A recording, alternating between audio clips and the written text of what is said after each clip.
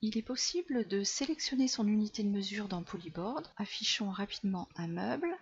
Vous voyez ici dans la fenêtre des propriétés à droite que nous sommes actuellement en millimètres. Pour modifier cette unité de mesure, il faut aller dans le menu Outils, sélectionner Unité. Une fenêtre apparaît avec laquelle vous pouvez choisir votre unité de mesure pour les dimensions, les surfaces, les angles. Pour les angles, vous pouvez travailler en degrés ou en radians. Nous conseillons plutôt de travailler en degrés avec une précision de 1 ou 2 chiffres après la virgule. Pour les surfaces, donc la possibilité de travailler en millimètres carrés, centimètres carrés, pouces ou pieds carrés pour les anglo-saxons. Et pour les longueurs, la possibilité de travailler du dixième de millimètre jusqu'au mètre et également les dimensions pour les anglo-saxons et notamment le pouce fractionnaire qui correspond à l'unité de mesure impériale et nous conseillons de travailler avec une précision du 1/16e. Vous voyez ici que l'unité de mesure s'est modifiée dans la fenêtre des propriétés à droite. Revenons rapidement en millimètres.